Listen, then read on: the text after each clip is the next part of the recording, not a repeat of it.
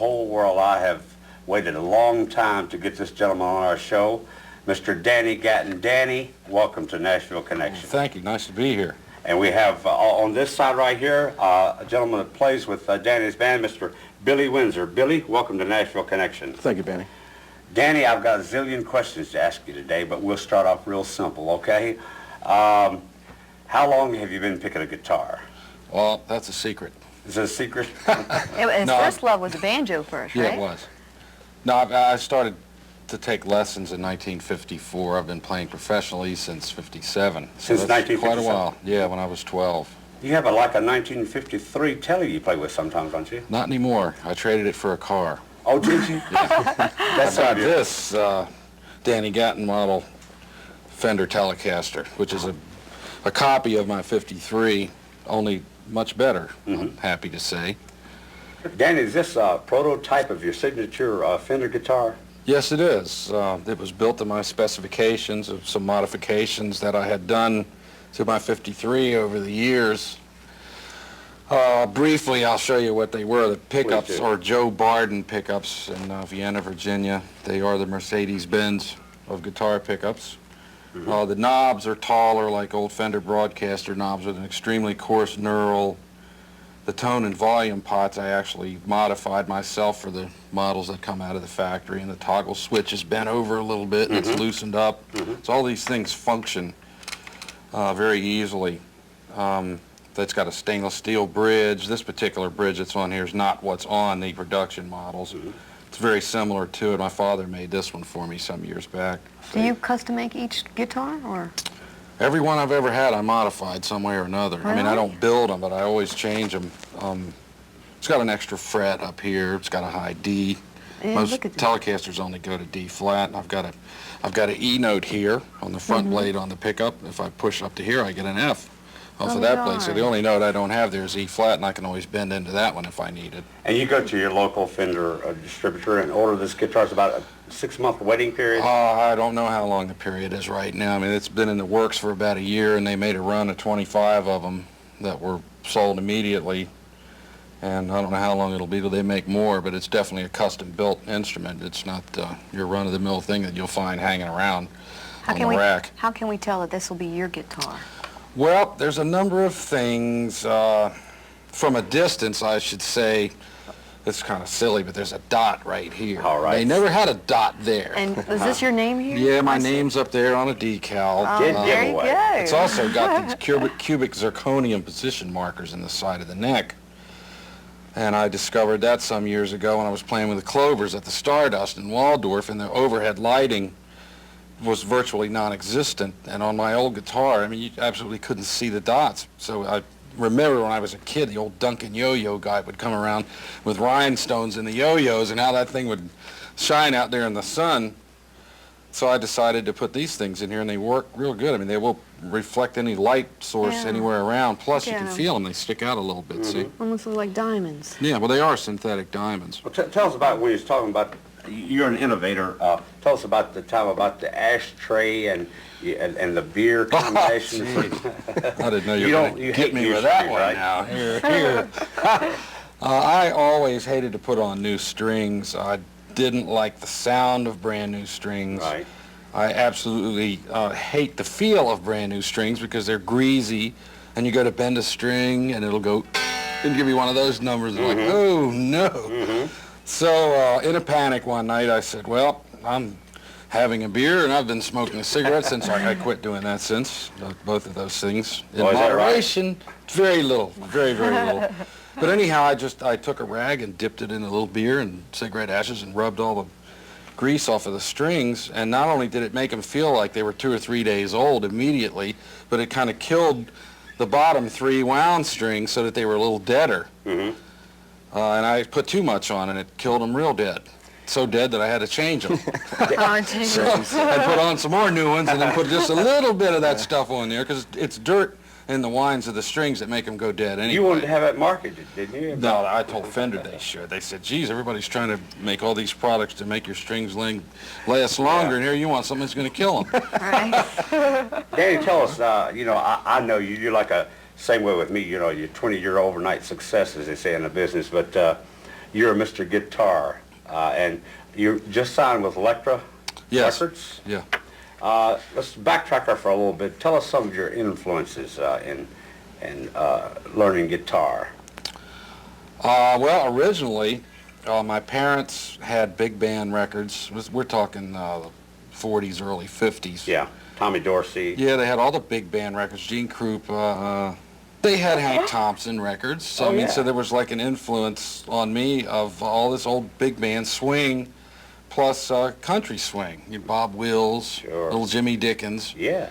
And my father played rhythm guitar, kind of swing jazz rhythm guitar. And my grandfather was a fiddle player, and great-grandfather was a fiddle player. Even though I never heard them play, my grandfather cut the end of his finger off. And he let me have his old fiddle, which I still have. But he would kind of show me, this. I used to be able to do this and this with my fingers going. So I was completely enamored by these sounds of music. And then we had an aunt and uncle that we would visit on the weekends that had a collection of Les Paul records. They bought everything that came out, and I heard How High the Moon and Little Rock Getaway, and the Yeah. sound of Les Paul's guitar, the sped-up guitars, the fidelity. I mean, this is before I was probably 6 or 7 years old when I was listening.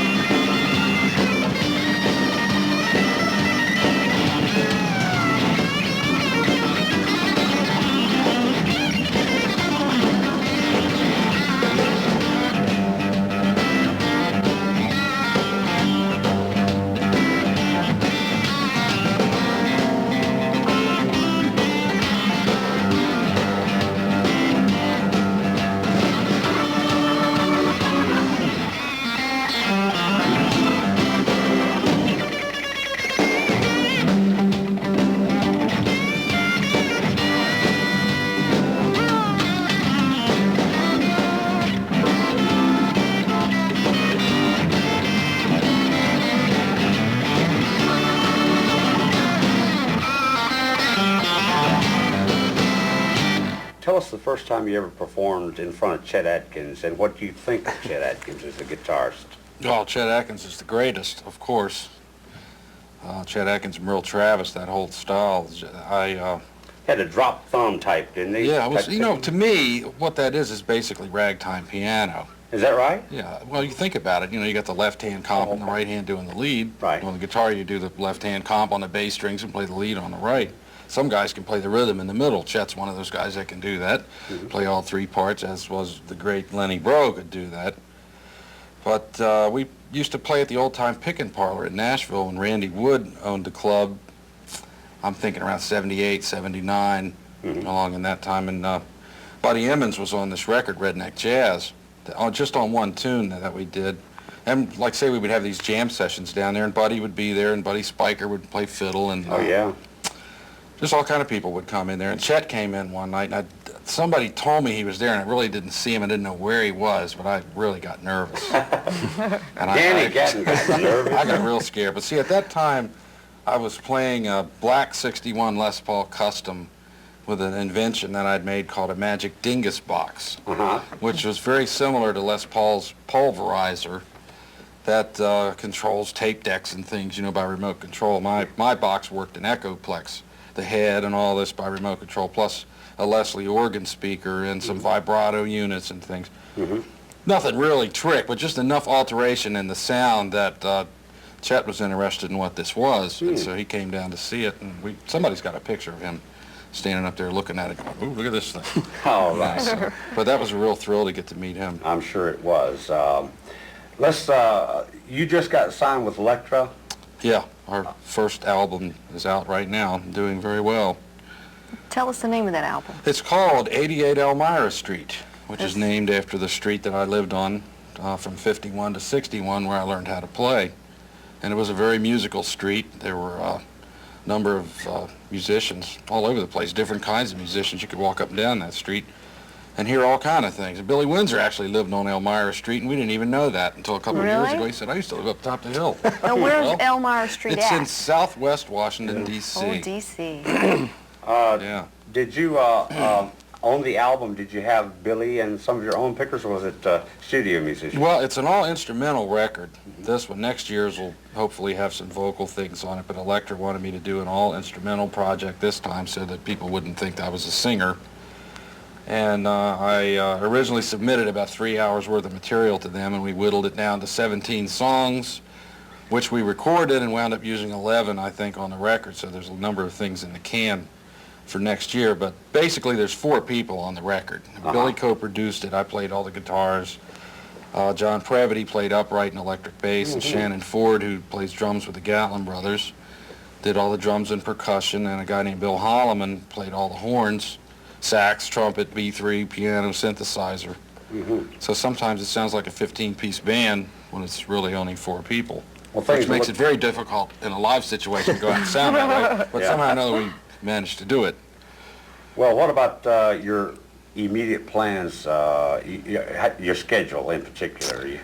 Well, the schedule it's just starting to get rolling now. This record's only been out about 6 weeks. Got major distribution nationwide? Yeah, it's on its way to 100,000, you know, which for a first time out, you know, is real good. It's on the charts. We're doing a northeast run, excuse me, starting this Friday. And we'll be doing the Montreux Jazz Festival in July on the 18th. We're going to Chicago, we're going to Minneapolis. I mean, we'll be all over the country before the year's out. Yeah, I mean, we're putting some serious mileage on these bodies. Hey, Danny, you were quoted in Guitar Players magazine, the greatest unknown guitar players. Well, that was nice of them. What type of strides are you going to change that to the best known, or? Well, you know, it was never my idea to be out there and be competitive with other guitar players. That's not what I'm all about. I'm not a gunfighter.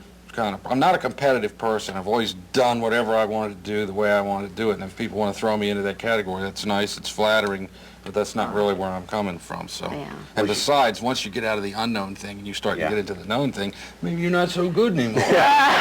Competition. No way. Was you influenced in any way by Roy Buchanan? Sure, definitely. Another area, about the same era you both came up in, right? I first met Roy when he was playing at the Silver Dollar in Georgetown, in D.C. in '67.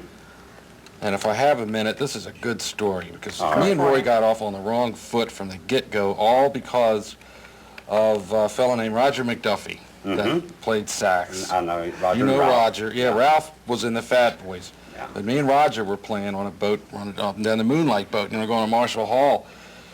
And he said, you got to see this guy, Roy Buchanan. You'll love him. So we went down to see Roy, and at that time, I was into jazz. I was into Howard Roberts and Wes Montgomery. That's where my mind was, and I was playing soul music for a living. I wasn't playing any country, just all soul music at that time. So Roger, we watched Roy play, and he was playing blues and whatever he did. And that just, you know, at that time, that didn't interest me. And I said, Roger, this guy's not doing anything. He said, oh, listen, he's just messing around. He don't care, you know. He's the greatest guy in the world. Go up and tug on his sleeve and say, Roy, why don't you quit messing around and play something? I said, really? No. Would he really do it? He said, he'd laugh. He's the greatest guy you ever met. Yeah, really. My naive 20-year-old self goes up there and says, hey, Roy, why don't you quit messing around and play something? His eyes turned red. He said, who are you? Do you play guitar? I said, oh, yeah. He said, well, if you're so good, you play. I said, I don't want to play. Roger told me what to do. So Roy didn't like me right off the bat. So, That's a great story, Danny. And this rivalry went on for years and years on account of that. And it wasn't because I wanted it that way.